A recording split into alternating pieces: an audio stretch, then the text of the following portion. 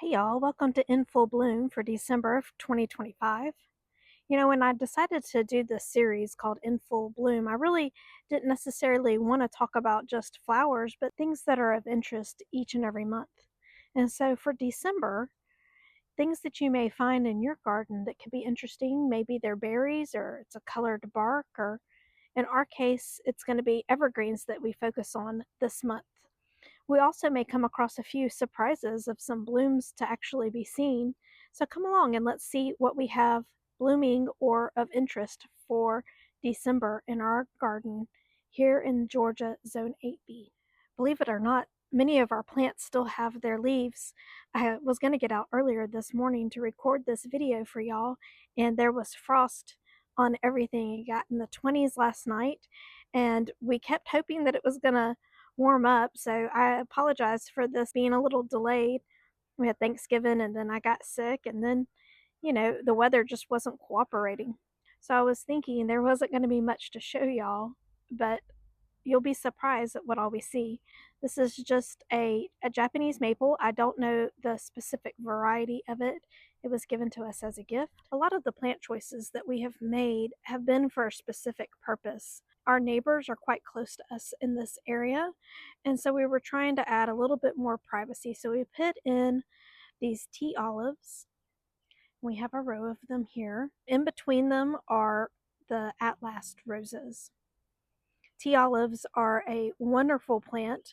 It's Osmanthus fragrance is the Latin name, and they have the tiniest little bitty bloom that is very difficult to see at times. But y'all, it puts off the most delicious smell you've ever smelled. And it's so gentle in the breeze that you kind of are like, oh man, something smells good, and you're not quite sure what it is. And more times than not, it's that the tea olives are blooming. So I love using tea olive or sweet olive, as it's known in some regions, to create great privacy. So here's one of our surprises just below these tea olives. We have the Augusta lavender heliotrope. If you haven't been watching the videos regularly, then I'll let y'all know we moved these at the end of the summer because they really weren't getting enough sun and they had been really ravished by whitefly. And so we moved them to this area to see if they would enjoy their spot, and boy, have they ever. They took off and just have been loving their life.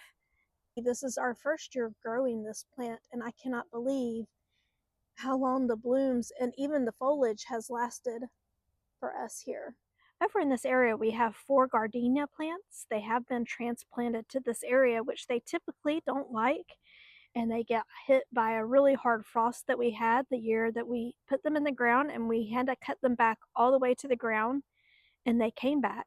But ever since then, we have really struggled with them with the different diseases, thrips and mites and whatnot. And so I'm not sure if we will get to keep them or not.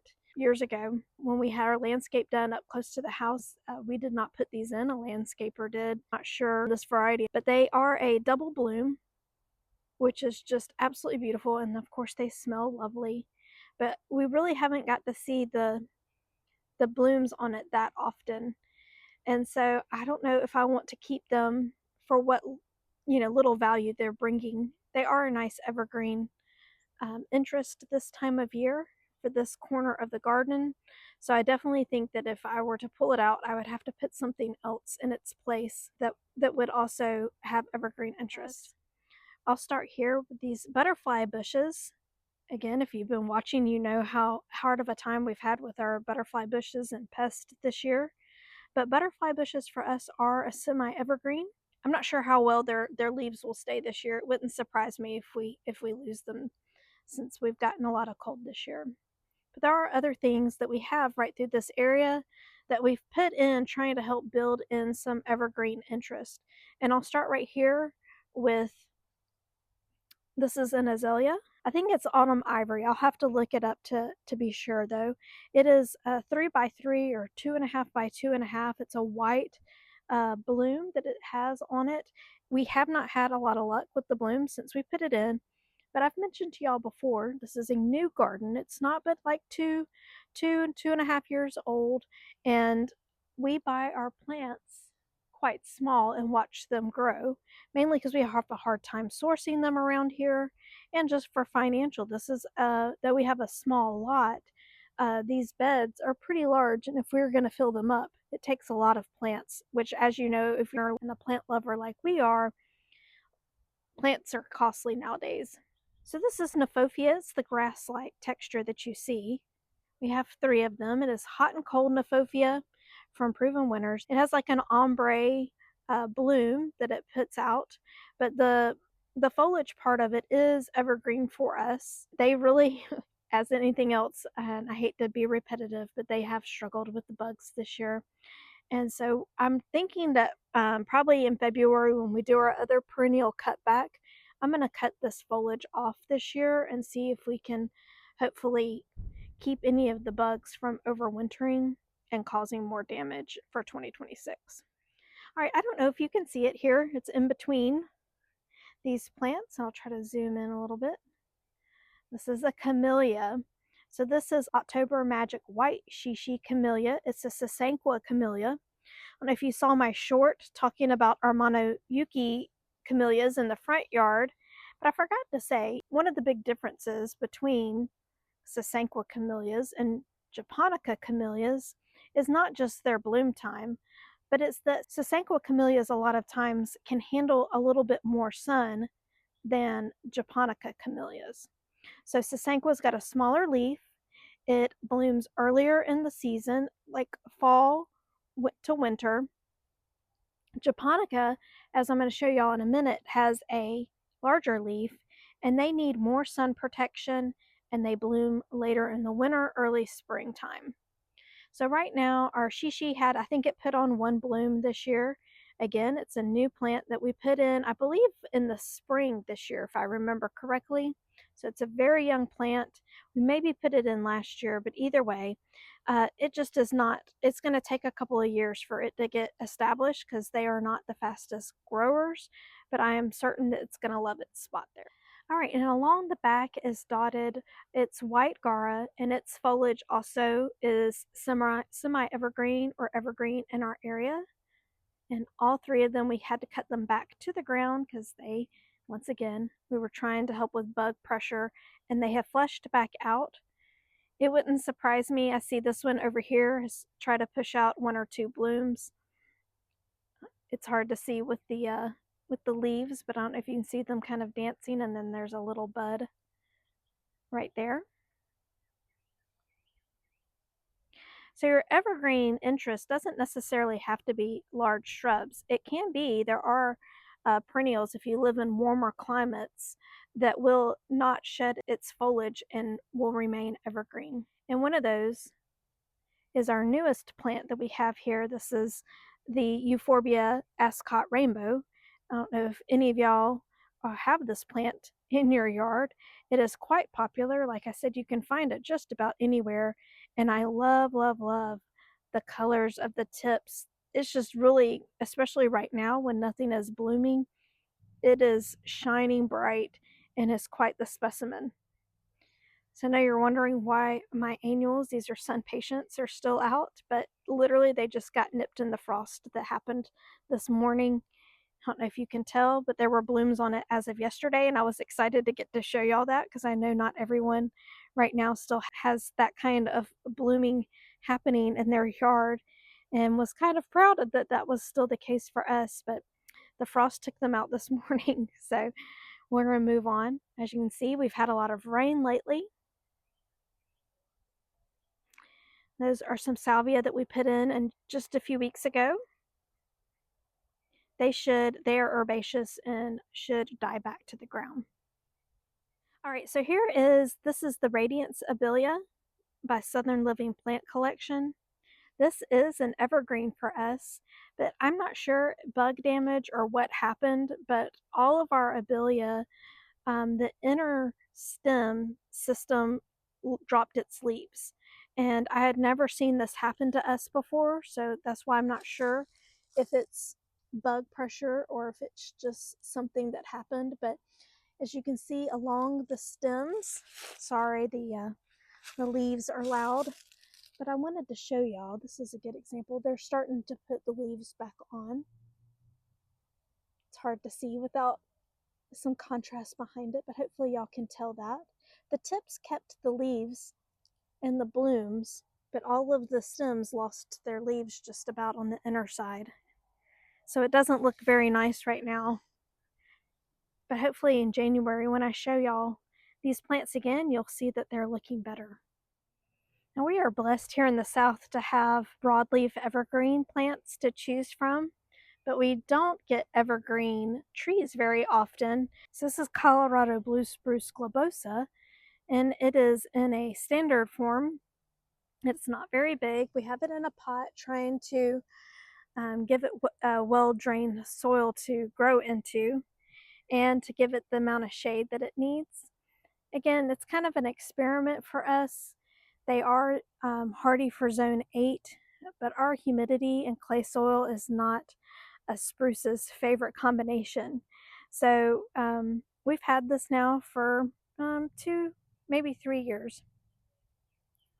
They are not fast growing, and we've just decided that, we'll leave it in the pot as long as we have room for it. And if we decide at some time that we, are tired of nursing it along and having to baby it, then we'll pass it on to somebody else. So we have 3 more encore azaleas along the path here.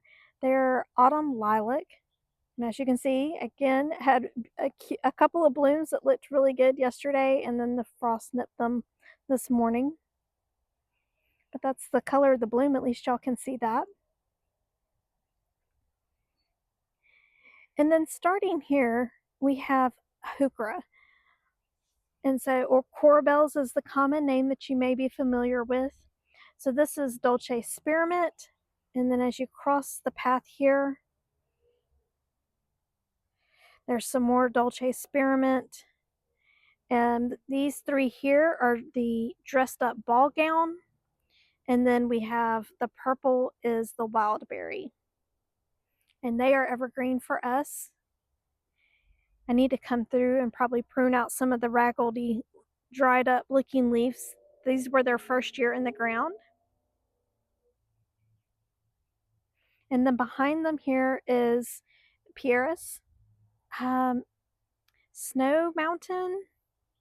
I'm sorry, y'all. It's something like that. And then probably next month when I show them to you, they'll be bloomed out. And that's one of the main reasons why we have these plants. Not only are they evergreen, but that they bloom in the winter time, which isn't, there's not a lot of things that bloom in the winter time. So you have camellia and you've got pieris. And so I had never tried this plant, and I was so pleased with it last year. So I'm hoping it's going to look just as beautiful as it did last year. And there's a story here. This is the Sunshine Illicium. I'm going to tell y'all the story about this plant here. I absolutely love this plant. It does get, I think, 6 feet tall, 6 to 8 feet tall. And if that's too large for your gardening situation, they have a dwarf variety called Banana Appeal that is the same plant, and that stays smaller. And I just love this plant because I'm going to show y'all backed up. It pops in the winter time.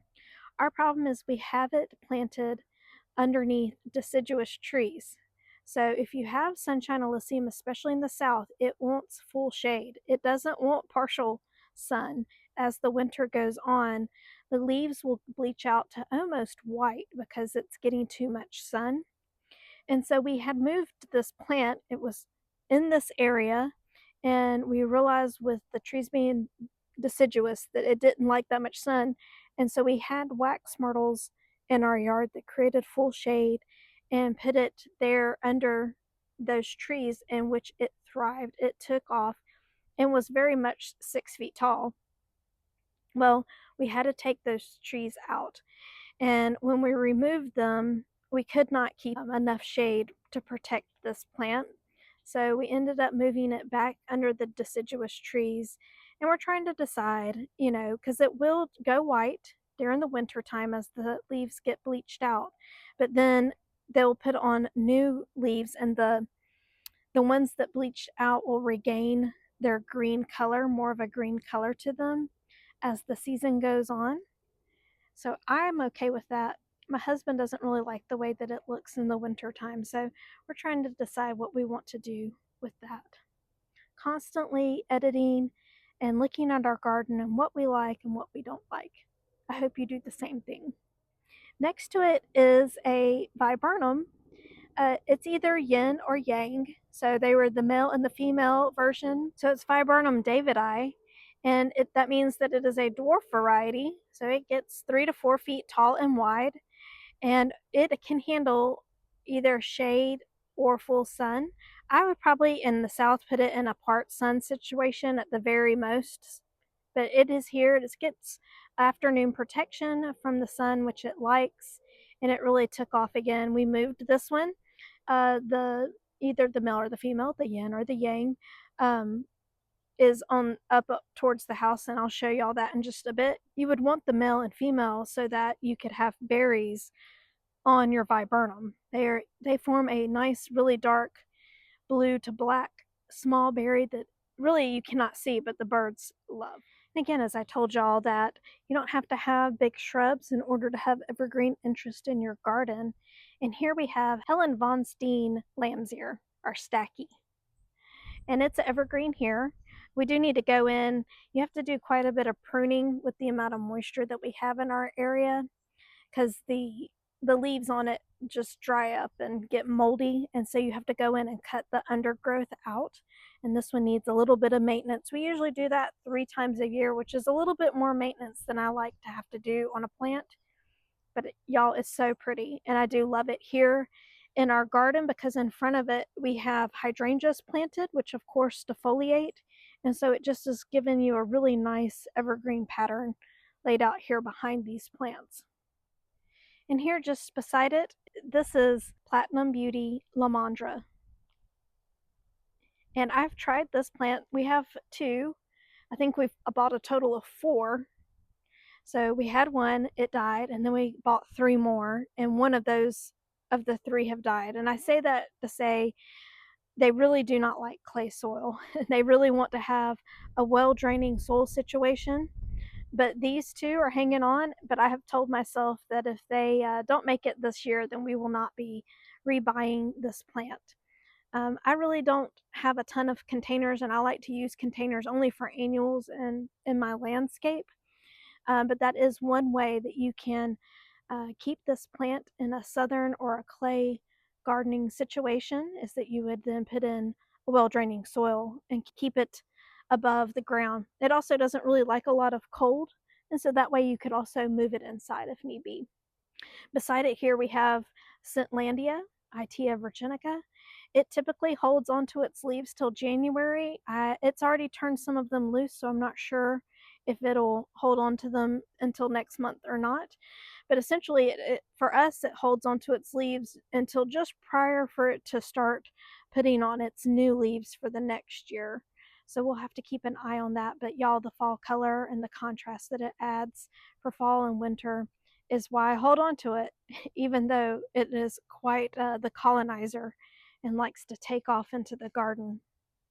Back behind it, I don't know if y'all saw earlier, but we put in oak leaf hydrangea, and I think it's Powerball. It's one of the new ones from Proven Winners, and it put on its fall color. I haven't showed y'all that yet.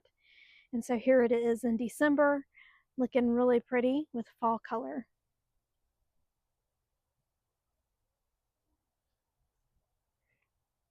This is the Firefly hydrangea. We also didn't show y'all this one. It's putting on its fall color, and it will turn loose of its leaves soon. And back behind there, we have another Colorado blue spruce called Windy. And it is one I don't think we'll keep for much longer. I love it a little bit more than my husband does. Like I said, we don't always agree in our gardening. So we put in this camellia that will eventually take over and will need the space that the Windy has. And we've decided that that would take the precedent if we can keep this. This is Gagi Camellia japonica. Now, I don't know if you can see, I think it's getting a little too much sun. So I can't tell if it's just transplant shock, because we did put this plant in only a few weeks ago, or if it is getting too much sun, and that might be the case. and I hope not because I don't have a lot of shade. So I'm not sure where we would put it at if we were to have to move it. So we won't be moving the Windy just in case this Goggy Camellia doesn't make it in this location for sure. And sure enough, I've never had this happen, but my Snowdrift Supertunia Vista is still blooming and is still alive. Um, like I said, we planted this in like March, maybe early April of 2025, and here it is, just looking glorious. I did a hard cutback on it in September, I believe, maybe October, and really didn't expect it to come back at all. And I just can't believe it. I'm in shock every time I look out my window and see it out here glowing in the garden, and it has me kind of confused. I can't believe that it's December because of the way the plants look.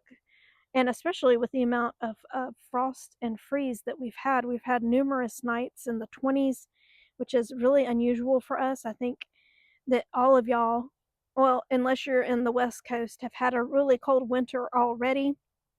And so, very unusual for us for sure.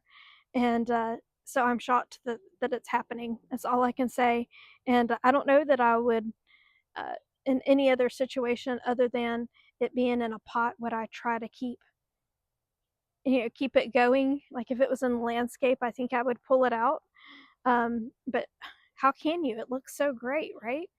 So here's the new, I think it's Bradbury bee balm that we put in the fall during our fall planting project. And I just wanted to stop and look at this pretty fall color that it's putting on. Very, very pretty. Again, this should die back to the ground, so I don't expect it to be up the rest of the winter. But a lot of fall color still happening. I know I said I was going to focus on the evergreens, but how could I pass these things up, right? I hope y'all don't mind and that y'all find this very interesting and maybe to add a little joy to your life. If things are covered in snow where you live at, that you enjoy seeing all the garden color that we are experiencing still here in Georgia 8B.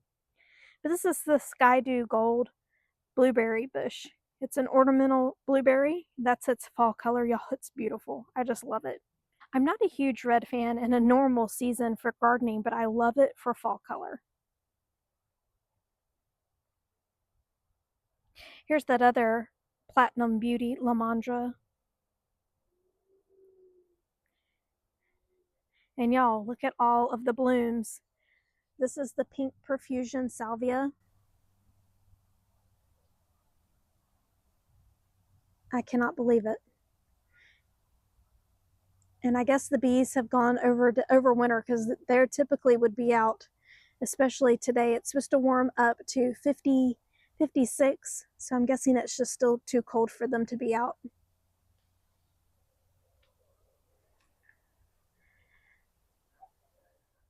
This is mood ring podocarpus back here. These are supposed to get about 15 feet tall.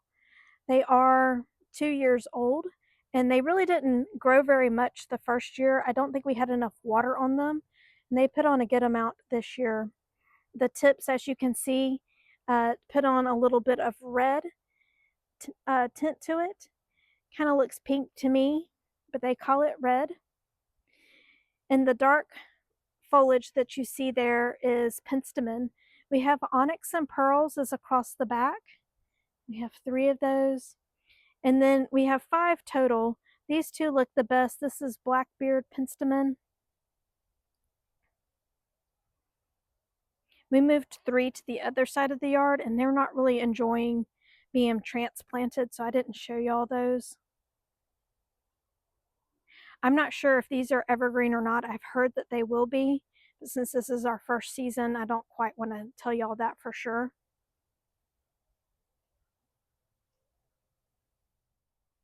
All right, we have another Scentlandia over on this side of the yard. Along with, if y'all caught our video, we put in 2 Glow Pop hollies. They're on either side of the swing here. You can see the one on the right gets more sun, so it's definitely has more color than the one on the left. Also, if you've been keeping up, you see that we lost one. We had ordered a quart from an online retailer, and it didn't take. Within like the first week, it died. And so we were fortunate enough to find an actual 3-gallon locally and put it in. And if you look up above, this is Nellie R. Stevens holly. We've had this holly now for at least 10 years. And y'all, it loved its spot because when we put this in, I think it maybe was a 5-gallon. It was either 3 or 5-gallon when we put in the swing and the pergola and all. We made sure that we looked up how big the tag said it was supposed to get in width so that we came off the fence line enough to give it room to grow. And y'all, it got so big that we were forced to limit up. I don't really love the look of it, but with the swing and all in front of it, you really can't tell. But the true reason to grow this plant is its berries. It is covered in berries, and in the wintertime, the birds check into this lovely evergreen hotel of theirs with free buffet of berry food, and they just love it. And it'll sound like the tree is alive as it moves and twitters and makes all kinds of noise with all the birds in it. So if you come along this way, you'll see we don't really have much evergreen interest happening until you get, this is the silver smoke Arizona Cypress. It is supposed to be a smaller variety, or so I thought, but as I've looked on additional sources, some say it could get 30 feet tall. So we'll see. Hopefully it will last because, as I said, there's not a whole lot of evergreen interest in this area of the yard. And y'all, the color is magnificent. It literally glows. Wanted to give y'all another viewpoint where the sun wasn't so bright so that y'all could see literally how blue and frosty that color is against the chocolate fence. It just stands out beautifully. All right, here along this bed we have Centimais gardenia. It is a single bloom gardenia. I actually saw this out in our town, had planted it at one of their municipal buildings, and it smelled so good that I sought out this plant for it. We've had these now for a couple of years, and we actually have 3 of them. There's one on the other side of the yard, and they have yet to put on any blooms. So I'm hoping that this year is the year and that they will bloom, since we've had them now for a couple of years. But at the very least, they have evergreen interest, and I like the dwarf variety of it. Behind it here is more tea olives. These we put in first. They were for a privacy screen off of the corner of our house. We didn't know when we put these in really how to take care of plants. And so the trees really should have been thinned out a little bit. The trunks have grown together some. I don't know if that will cause long-term damage or not, but now we know it's okay to prune your evergreens in order to keep them healthy. So these seem a little sparse in the leaf because we pruned on them really, really hard this year, trying to help check some of the rubbing branches and hopefully help them last longer.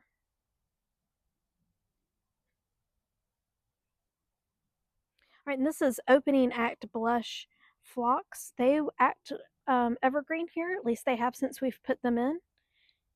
And as y'all saw, we've cut those back to the ground as well. And they've come back. And guess what? Unplugged white salvia.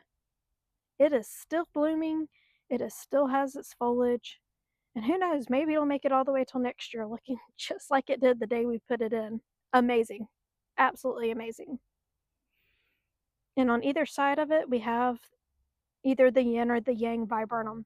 Y'all, these came from proven winners. I wish they still grew this plant. I could not recommend it high enough for our zone 8 as far as an evergreen goes. They have an upright vase habit that I absolutely love, but they don't grow it anymore. But I did see that Monrovia came out with a plant called Moonlight, I think, or Moonlit Viburnum, that I believe is the same species or specimen of viburnum.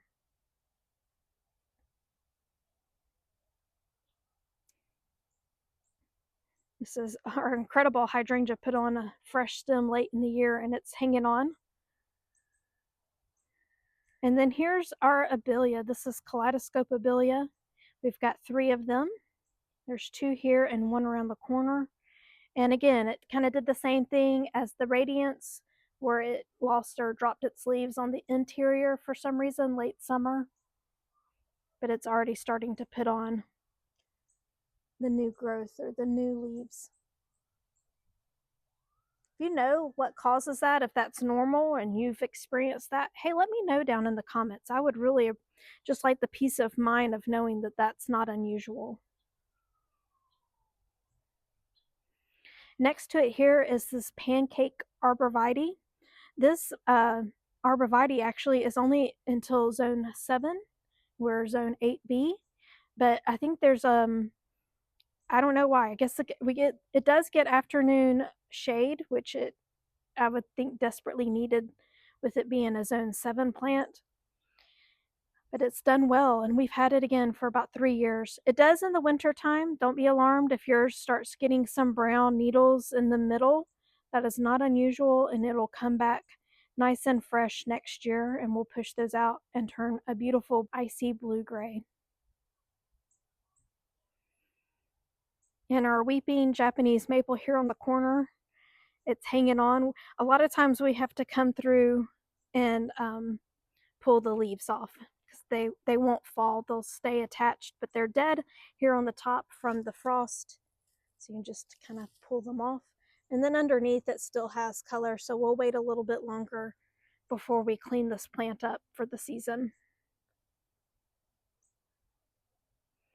All right, and between the camellia, gardenia, azalea, I wouldn't be a southern gardener if I didn't have loropetalum. So here's our loropetalum. This is an old-fashioned variety, so it is huge, and I think it would get 30 feet tall. But for some reason, whenever these houses were built in our area, every contractor put loropetalum in the house, and they put them up too close to the house. So when we purchased this house, they were at the front door. Totally just overwhelming the whole front of the house. And there were 3 of them. And so we moved them back here, and we wish we wouldn't have, because we have to, again, kind of like the tea olive situation, we have to trim on it often, usually twice a year. So we never see it bloom, but it does give really nice evergreen color that's not green, and that's really nice and unique. So that's what we have going on in our garden. I'm going to take a twirl around and let y'all see how important it is to have some evergreen interest in your garden, because most gardens come December, you don't see too much if you plant nothing but deciduous and perennials. You can see the evergreens really stand out this time of year and get be the star of the show. Y'all look at that Sunshine Illicium, just glowing.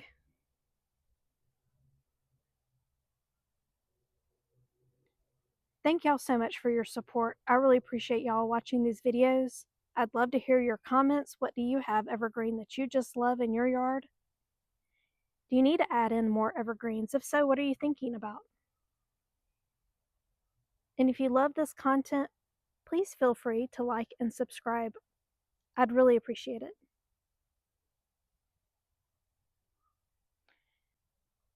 Y'all have a great day, and we'll see you soon.